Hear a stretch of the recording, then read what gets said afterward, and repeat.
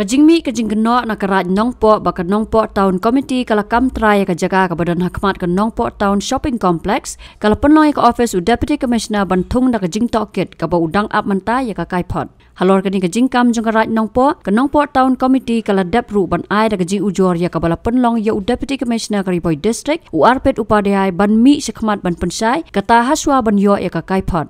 Habakran sikilat pathai kubor ulaong. Banakaliang jong ula dapat pa yaw magistrate ubah kmi ya ka Nongpoh Town Committee ban penlong ya kajing Tohkit bat kat kum kajing tip na ka Kaiphod ka badang penkre menta lani kata ka preliminary report kate ka Jaka ka dei ka bahap hapo ka Nongpoh Town ya ka bakaraj Nongpoh kala dapat ais ngobahi sya ka Nongpoh Town Committee ya ka bakala dap ru ban siu ka bailot ksan ka ba 10,000 tingka house nam 8,000. Complaint was received from Nongpoh Town Committee and this was last year. After that, again some work was being started, which was done by Nongpoh Town Committee, and the matter was raised against which a preliminary inquiry report I have with me that has been conducted by the ADC in charge of Nongpoh Town Committee. See that land was basically gifted by the Nongpoh Ride itself in the year 2000. And after that, it was acquired, I think later on, I think in the year of 2006 or 7 in Land Acquisition Act, the previous one, against which a compensation of 10,000 was given to the ride itself, for which we have all the records and documents.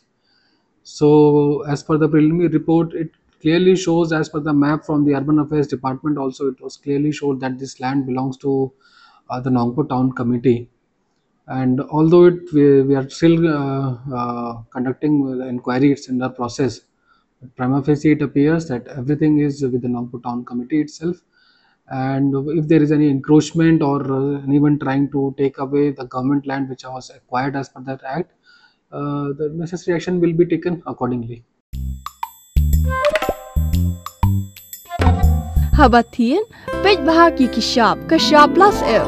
Ka plus F? Hakabam bangibam dunaki eki batay kamet. Namar kata habathiru atau khau kamlu ka umpnyang kadut pet ya ka sharp plus F hakajing som. Yaki nutrient kumki vitamin bat ka ayan la icon diat bat ka bathau bha kam kta I ka dur jingki marbam kajing mat lani ka rukom shed yaki. Balehi banai kita. Kadon ka we kajing mentoy ba kongsan. Ka kot ka kia. Ka nutrition bakam bha kajing im bakam bha pendon kam daki marba medon ka sharp plus F menta kasni Lawan Ra Shafi Lingba ko office jong Commissionerate of Food Safety Meghalaya.